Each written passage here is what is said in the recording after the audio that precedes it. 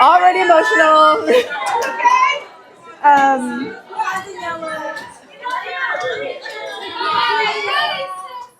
if you guys need seats, there's one seat right here. Someone can seat right here. There's a seat over here. There's a seat back over there. Anyway, just to help you guys out. I'm super happy and excited for this midweek. And, it's not really a farewell midweek because I'm still here for the rest of the month. But it is just stuff that God's put on my heart to give to the super region one last time. And I was thinking about what to share. And, we're in the midst of transition and it can be a little chaotic. It can be a little all over the place. I know for Jason and I, it has been a little chaotic. It's been a lot. We feel a lot of pressure in different ways, finding a new home and all these different things. We officially, lead the Denver church from here. We already started having our D times with people in Denver and stuff like that. So it's incredible and it's a lot too. And so I was thinking about this phrase that people use when things are chaotic. It's called, have you guys heard of R&R? What does it mean? Rest and relaxation, right? People say, I can use a little R&R. I can use a little rest and relaxation. So the title of my lesson tonight is The Real R&R. Okay, because I think, the world, it's true. Sometimes we do need that. We do need to rest and we need to relax. But if we rest and relax the way the world teaches us to rest and relax constantly, we're going to lose our spirituality. And so I want to talk about the real R&R, which is the real way we should have rest and relaxation. And I was thinking, okay, what am I learning in my quiet time? I just finished the book of Ruth. I'm currently in 1 Samuel. And I just wanted to share a couple of things that I learned here in the book of Ruth and in 1 Samuel. And I thought this is incredible because there's only 2 books in the Bible named after women. There's only 2. And I've read Ruth so many times, but it never ceases to amaze me how incredibly spiritual this woman was. That God was like, here's a book after you. You're so awesome. And I need women to read about this and be like, I want to be like Ruth. Okay? So I wanted to share something about Ruth. So my first point tonight is rest in loyal relationships. I think sometimes we take the word loyal and we kind of see it as a bad thing. They're so loyal, but to their detriment. And actually, the word loyalty is very special in the Bible. And you look at this relationship between Ruth and Naomi, and they had a loyal relationship. Ruth was an incredibly loyal woman. And the name Ruth actually means friendship. The name Ruth means friend, companion, or loyal one. So if we want to learn to be loyal and to have these relationships in our lives that actually bring rest, not turmoil, but like rest in our lives, then we can learn from Ruth, the woman whose own name is friendship and loyalty. So let's go to Ruth chapter 1. And I'm not going to go through all of it, but we know the story of Ruth.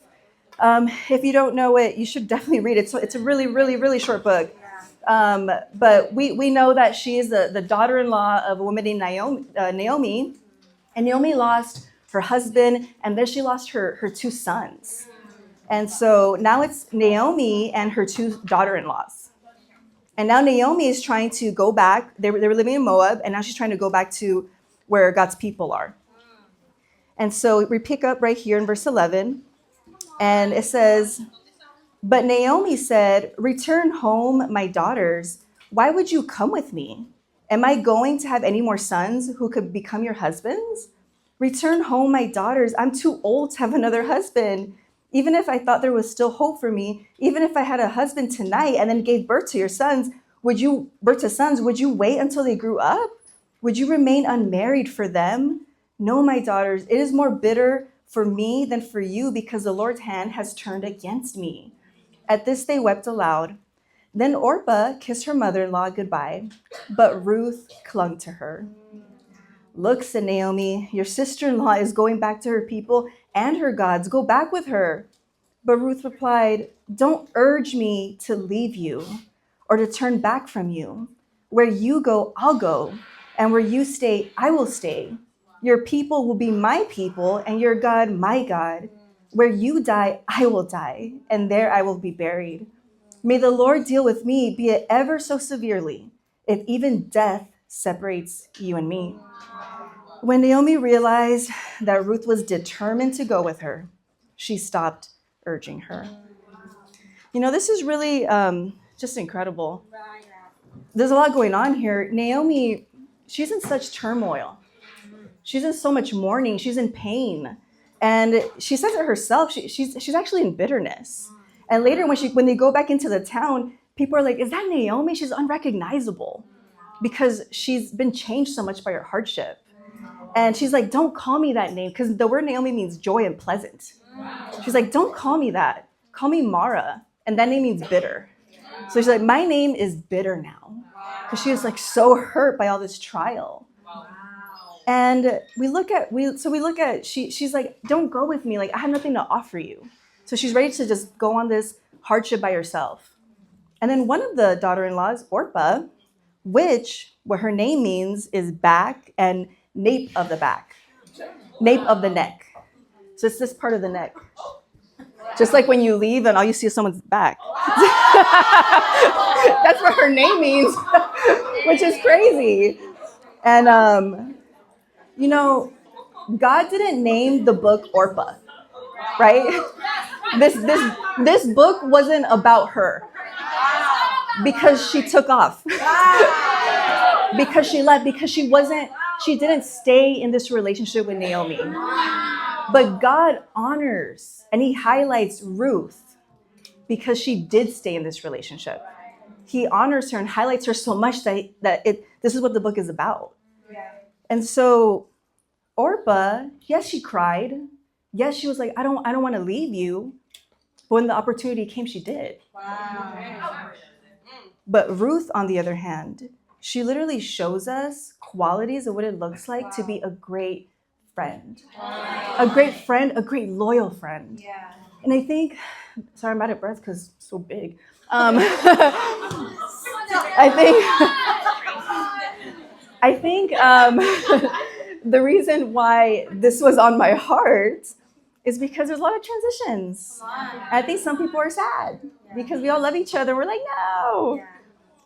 But if we can just understand these characteristics of how ourselves can be a great friend, I think it'll make the transition different. Yes. Because if we can be really great friends and make really great friends wherever we go, it won't always feel like we're dying. Yeah. It'll be different. It'll be a tearing away and a good tearing away, but we'll be able to handle things. Yes. And I think whether transition or not, if we don't have these type of loyal friendships, I just don't know if you're going to stay faithful in the kingdom for very long. You may, but you'll be very lonely. And you may be in the kingdom, but it just won't be as fun.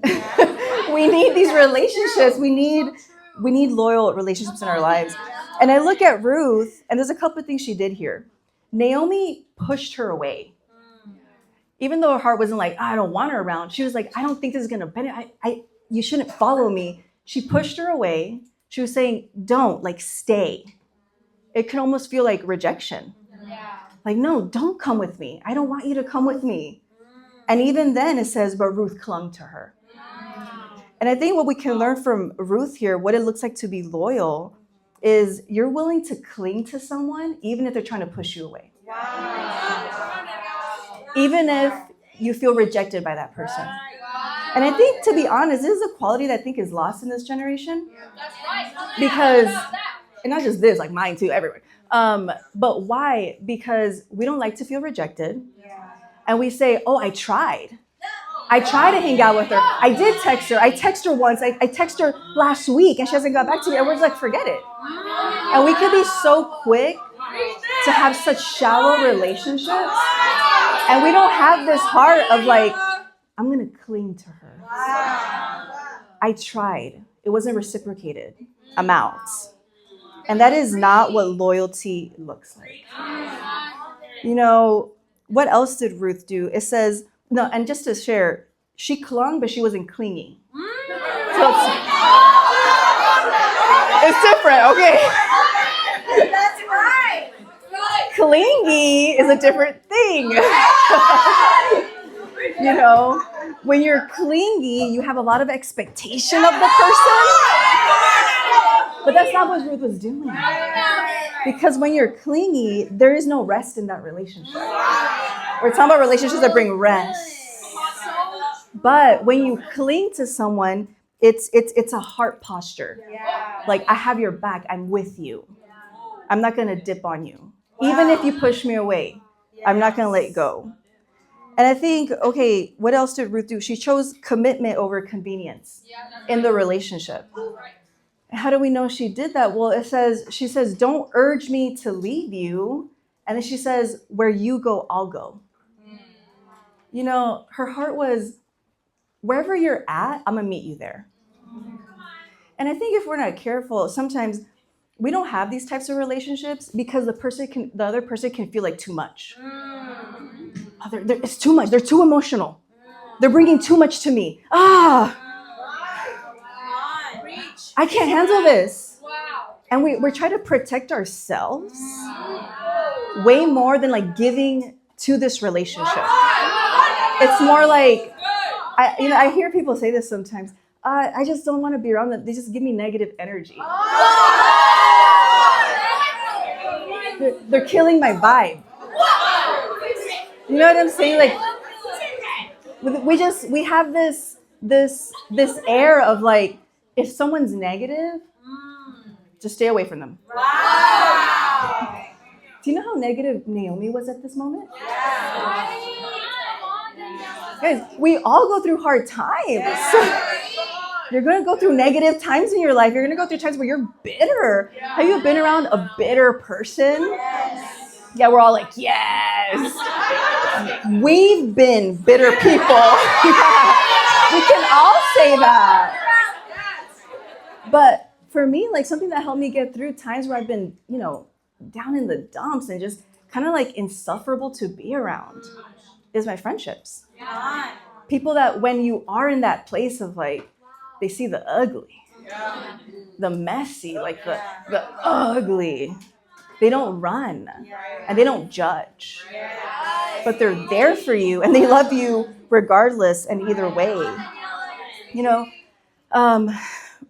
There was nothing in it for Ruth to follow Naomi at this point. There's nothing in it.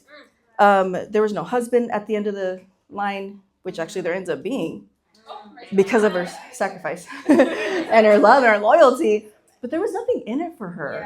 That's what Naomi was telling her. She's like, I don't have a husband. And even if I did and I had kids, what are you going to wait for them? She's like, I don't have anything to offer you. And Ruth didn't care about that. She just wanted to be Naomi's friend, even if there was nothing that Naomi could offer her. And I think if we're not careful, it's like, yeah, I want to be their friend, but what do I get from this? You know what I'm saying? What do I get from this relationship? I want to be her friend, but when she texts me, she doesn't get back to me. So I don't know. Yeah. And we're just more focused on like what we get from the relationship than giving into the relationship. And that wasn't Ruth's heart. And the last thing, she says, nothing can separate us. I think this is big. If we want to have these close relationships and these loyal relationships, we do need to have that heart. Nothing's going to separate me from my best friend. Yes. But I think if we're not careful, too many things and too many easy things can separate. Yes. She said something the wrong way. She misunderstood me. She hurt me. She hurt me again. And then the relationship is separated. And it's not the same, or you guys aren't friends anymore. Like, that's the world. The world is, I was like that in the world. I was like, oh, you crossed me by. Like, literally, that's why I didn't have friends. And that's when we come into the kingdom so lonely. And we come all weird and we're like, ooh, I don't trust. And I understand. I'm not down on anybody about it. I was like that too. I'm just saying, we got to change while we're in the kingdom, though. And we got to learn to make a decision. Nothing's going to separate me from my friend. Yes. Not moving to Denver, just kidding. Not moving to different states, not being part of a different church, not being hurt by someone, not being let down by someone, not being misunderstood by someone. We should have an attitude, nothing is going to separate us. If things happen and it separates you very quickly, there's something wrong there. There's something that God's trying to expose in your heart. Easily offended or just an easily hurt. Jesus wasn't like that at all. Jesus was offended and hurt, and he took it on and he loved. And when he needed people the most, they slept on him. And he didn't wake up like, you see, why am I dying for these people? That wasn't his heart. He understood people were human, that they'd make mistakes, and he loved them anyway. And, I was thinking about this lesson and just the relationships in my life. And I was thinking about Sarah, who's here to treat. And I was thinking about how grateful I am for Sarah in my life. When I was, I don't know how old I was spiritually, maybe like a year or something. I'm not, maybe Sarah knows. I was very young. And I remember I had just been brought up before the church for immorality. And I was just so close to falling away. And I went into Sarah's ministry, in the singles ministry, and she just took me under her wing.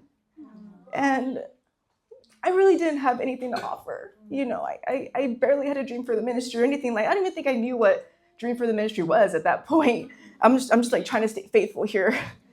And I just remember, she was pregnant. She was pregnant with Mickey. And I remember hey, let's go on a prayer walk. And we go here, and she'd take me to her wake appointments.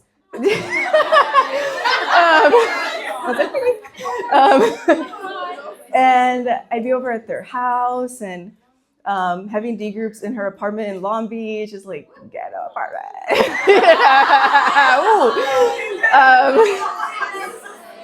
And it was scary. And but I was going through such a hard time, and during that time, I wouldn't answer her phone calls at times. I was very weak spiritually. And Sarah, she never stopped giving. She never stopped reaching out to me. Even when we got together, it wasn't like, oh, she's so weak, maybe I shouldn't say anything. She was going for it. Every daytime was like, bah, bah, bah. And you know what ended up happening? It was like a resuscitation. It was like every daytime was like, like this. And I started just to come to life. And that's when I got the dream for the ministry, because I was like, if the ministry is going to be women helping women, get back up and get a dream again and not fall away, I want to be in the ministry. And that's when I wanted to become a women's ministry leader. And I've always had this heart towards Sarah, wherever you go, I'll go. Whatever you need, I got you.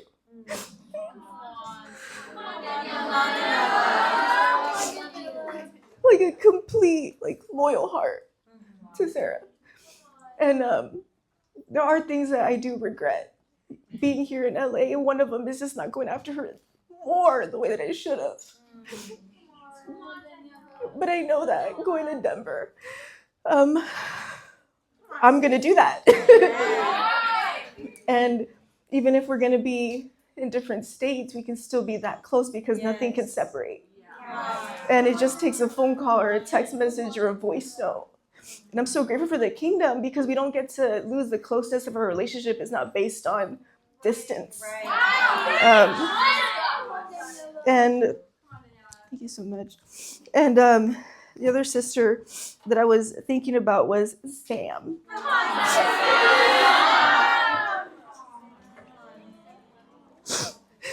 And Sam and I got really close when we were in the Las Vegas mission team. And Sam is like my other half. We're like the same person, but we're so different. I'm a yellow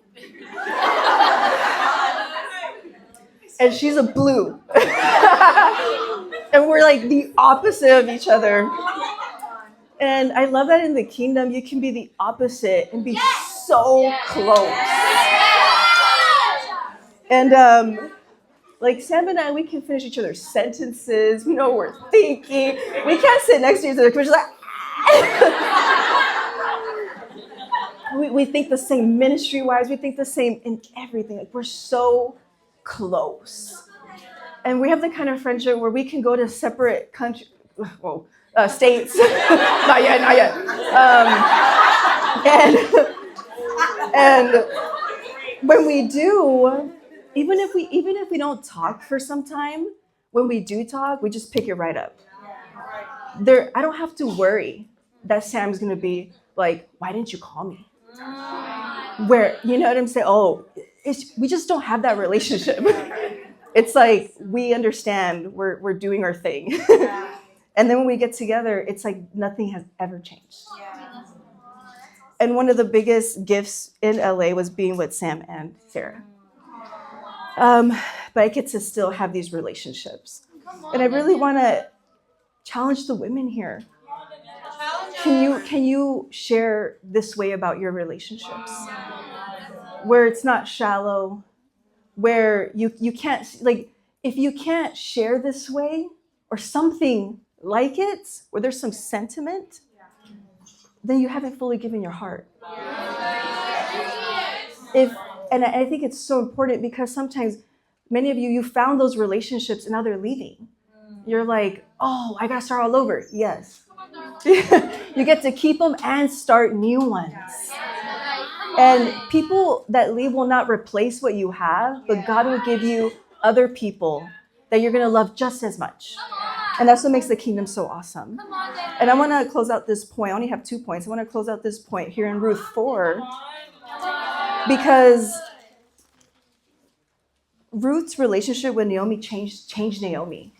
Remember we talked about her being bitter, she was so bitter. By the end of it, Naomi becomes alive again. And it's because of Ruth's loyalty and her friendship. Her loyalty and friendship changed Naomi. And then Ruth gets married, because she followed Naomi's advice about Boaz. Good advice, want to get married. And she listened to everything she said because she trusted Naomi. She trusted her. She was like, okay, she literally says, I'll do whatever you say. And that kind of trust and loyalty, I mean, this is what it got her, an incredible man like Boaz. And then she has a child, and right here in verse 13, Ruth chapter 4, verse 13, it says, so Boaz took Ruth, and she became his wife. Then he made love to her. The Lord enabled her to conceive, and she gave birth to a son. The women said to Naomi, praise be to the Lord, who this day has not left you without a guardian redeemer. May he become famous throughout Israel. He will renew your life and sustain you in your old age.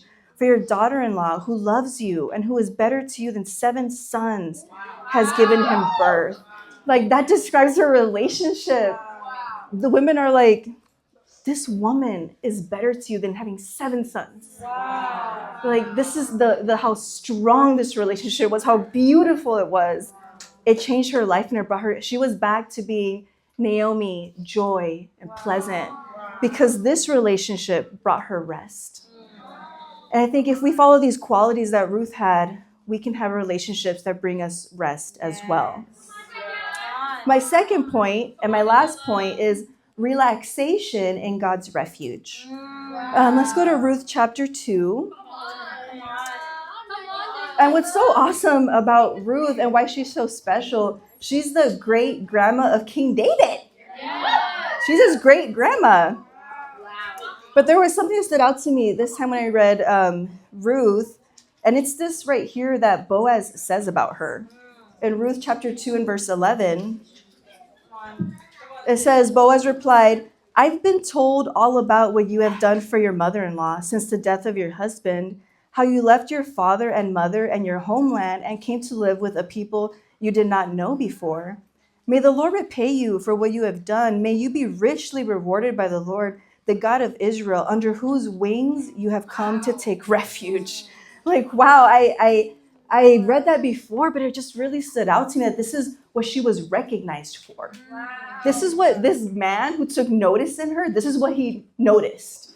He's like, clearly you're a woman who takes refuge in God. You know, and this is a very awesome saying, in whose wings you have come to take refuge, just like a mama bird.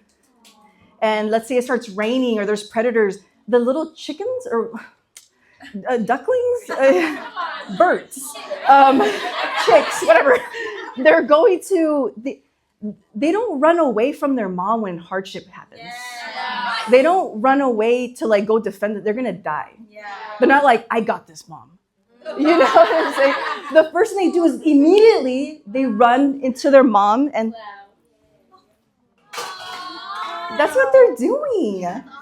And the Bible says that that's what Ruth did.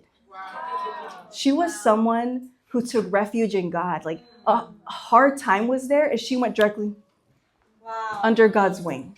Isn't that incredible? She was known for that.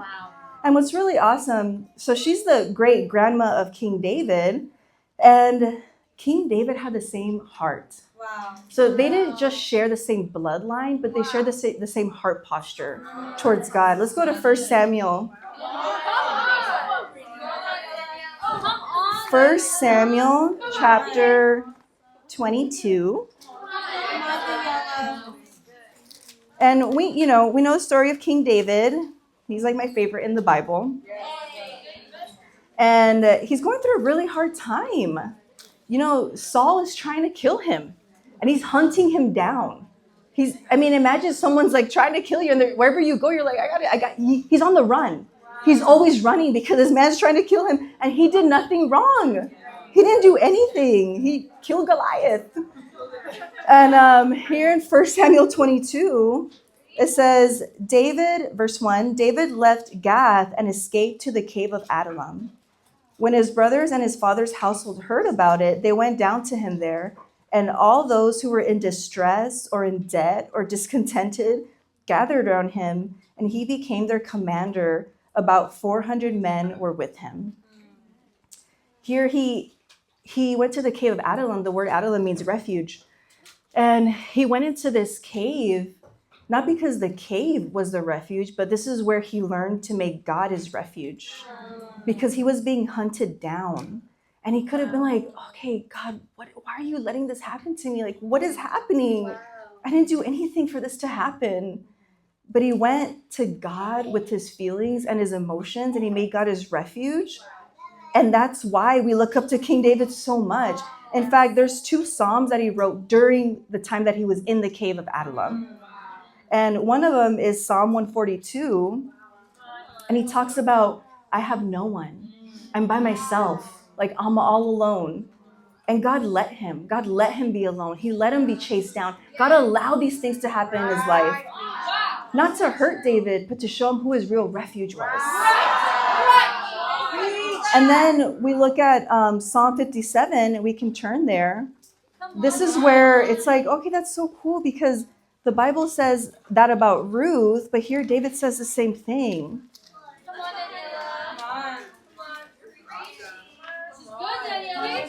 In Psalm 57, verse 1, he says, have mercy on me, my God, have mercy on me. For in you I take refuge. I will take refuge in the shadow of your wings until the disaster has passed. Like, wow, he's saying this. He's saying what Ruth did, his great grandma. And here he is, and he's doing the same thing. Like, you know what he didn't do? He didn't take revenge on Saul. He didn't get bitter. He wasn't like, he didn't give up. He went into a cave, and you know what he did? He prayed. He prayed and he worshiped. And this is where he wrote Psalms that we read today. Like, being in a cave, what does it lead you to? Like, where do you take refuge in? Like, is your refuge God? You know, is God your first response? Or is he your last resort? Because if we're not careful, we go through these hard times and these hardships, and we have all this pressure. But if we're not careful, God, it becomes our last resort. And it's like, okay, I'll figure it out, you know. okay, I'll call this person, I'll do this. And we do so much. And then finally, I'll pray. Finally, you thought to yourself, maybe I should pray about it. And maybe because your discipler asked you, did you pray about it? A lot of the times, the girls, sometimes they confess to you. The first thing I want to ask is, have you prayed about it? The first thing you probably ask, have you prayed about it? Not because I don't believe they don't, but because I want to make sure that God is someone's refuge. And we got to ask ourselves, like, is that our relationship with God? Something happens and you just want to go get safety and protection under the wing of God. Instead of being, I'm going to take care of it. I'll go against the predator. I'll do this. My leader is going to take care of it. I just need to have a good D time. Like, no, you need to have a great prayer. And you need to trust God. And if the reason why I put relaxation in God's refuge is because, okay, R&R, people are like, I want to relax. Like, let me go to this Airbnb and maybe I'll just check out and chill out. And that changes nothing.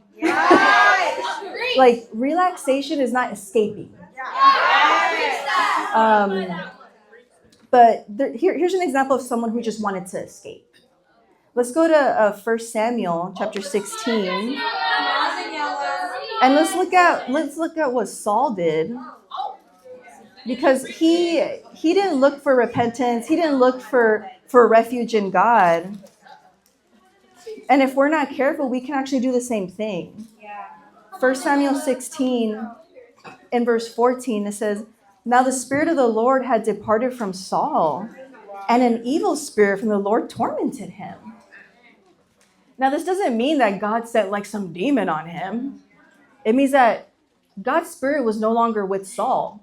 So now he was susceptible to all to evil. And that word evil there, what it really means is like he was like tormented, but it was like distress. It's actually another word for like anxiety. So he was super anxious. He was distressed. He was just like in turmoil. Like, who knows what he was thinking about? Maybe he was like, oh, is David going to become king? Like, who knows? I don't know. But it says he was tormented. And it says in verse, and so what ends up happening is his attendants are like, we can ask someone to come and sing for you. Play the lyre, and it can help you. Even as people are like, this guy is tormented. Right? And so they call David. And in verse 23, it says, whenever the Spirit from God came on Saul, David would take up his lyre and play. Then relief would come to Saul. He would feel better, and the evil spirit would leave him. So, he's like, ah, and then he's like, I should be an actress. It says he would feel better.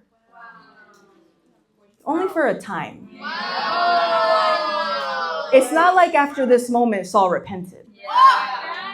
It's not like after this he didn't want to kill David anymore. He attempted many times after that. He didn't change. He just felt better. And if we're not careful, we want relief instead of refuge.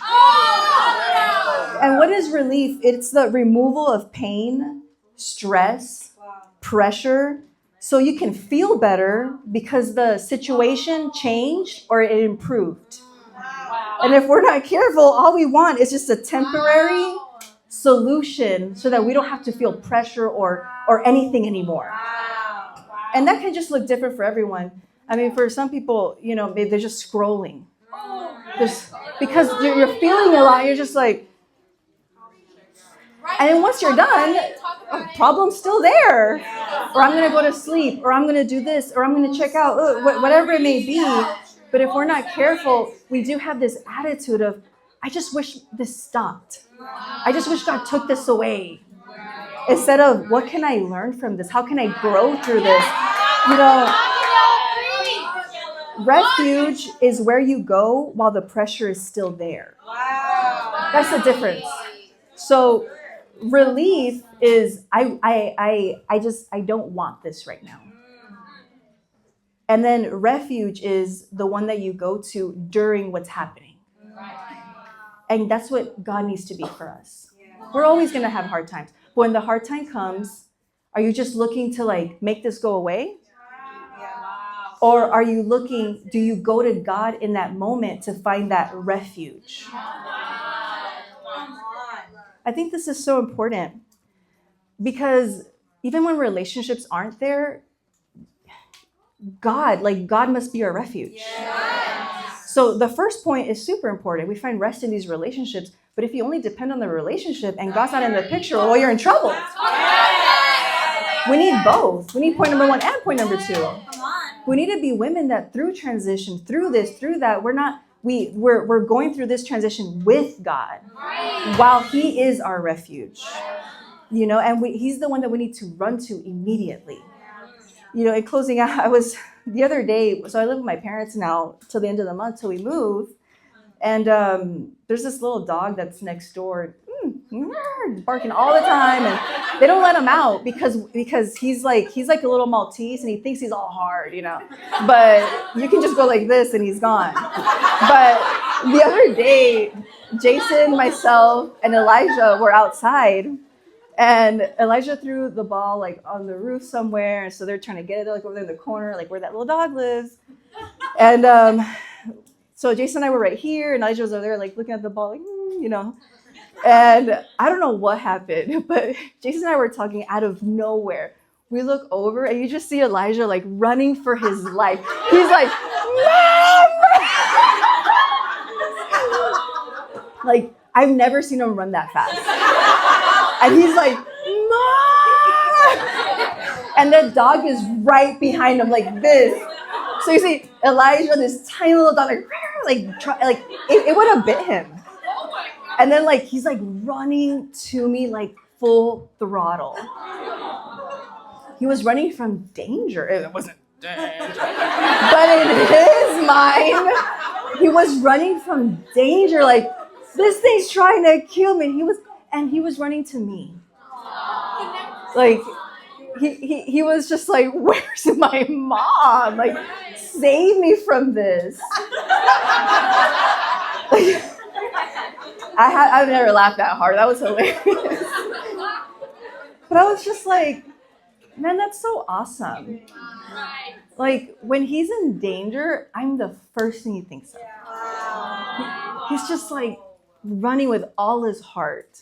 He knew where to go, where his mom is. And I think in the same way, I really hope that tonight we take that on board. That, Satan is dangerous. Giving into your sin is dangerous. Being isolated is dangerous. Not having these relationships is dangerous. And we need to run into the arms of God. We need to run under his wings. And run like Elijah did. For us, there's a bulldog, or no, they're not that fast. A Doberman chasing you. And we should be running to God, not lallygagging, not trying to find relief somewhere else so we don't have to feel pressure anymore, but instead going to God with this. Not be like the world, R&R. Just let me chill out and check out of my life and check out of my relationships. Put up, do not disturb, sis, don't call me. Any of that. But we need to be like Ruth and have those relationships where we can find true rest because we have these loyal relationships in our lives and we can have real relaxation because we've learned to find refuge in God. So I love you guys so much. Thank you for letting me share. And that's that.